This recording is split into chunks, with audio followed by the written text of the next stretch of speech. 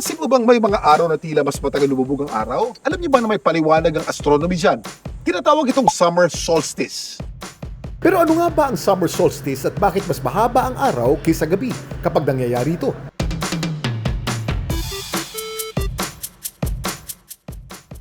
Para maintindihan ang summer solstice, kailangan muna nating alamin kung ano ang ibig sabihin ng solstice. Ang salitang solstice ay galing sa Latin word na sol, ng ibig sabihin ay sun, at stitium o sistere, ng ibig sabihin ay to stand still. Kaya ang kahulugan ng solstice ay sun standing still. Ang solstice ay isang astronomical event na nangyayari 2 beses sa isang taon. Ito ang panahon kung kailan nararanasan natin ang pinakamahaba o pinakamaikling oras ng sikat ng araw. Kapag pinakamahabang oras ng liwanag, summer solstice. Karaniwan itong nangyayari tuwing Hunyo. Kapag pinakamaikli naman ang oras ng liwanag ng araw, tinatawag itong winter solstice. Karaniwan naman itong nangyayari tuwing December. Sa astronomical calendar, bukod sa 2 solstice, meron ding 2 equinox na karaniwang nagaganap tuwing Marso at Setyembre. Ang 4 na pangyayaring ito nagsisilbing mga pananda sa pagbabago ng mga panahon sa iba't ibang bahagi ng mundo. Pero bakit nga ba mas mahaba ang araw kapag summer solstice?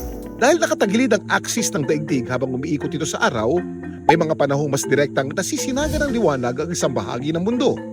Tuwing Hunyo, mas nakaharap sa araw ang Northern Hemisphere.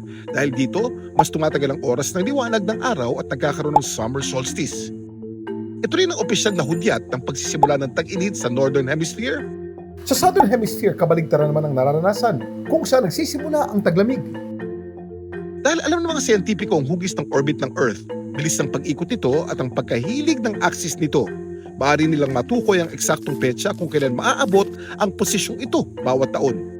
Ayon sa pag-asa, mangyayari ang summer solstice ngayong June 21. Asahan na mas matagal na paglubog ng araw. Pero dahil malapit ang Pilipinas sa equator, hindi gaanong kapansin-pansin ang pagbabago sa haba ng araw at gabi kumpara sa mga bansang gaya ng Canada at Norway. Sa iba't ibang mga bansa, may iba't ibang selebrasyon ang ginagawa tuwing araw ng summer solstice. Sa United Kingdom, meron silang Stonehenge sunrise. Midsummer naman sa Sweden, Kupala Night sa Eastern Slavic countries. Sa mga lugar na malapit sa Arctic Circle tulad ng bahagi ng Norway, Sweden at Finland, halos hindi lumulubog ang araw sa panahon ng summer solstice. Tinatawag itong midnight sun. Laging tandaan, kimportante ang may alam. Ito po si Kuya Kim para sa GMA News.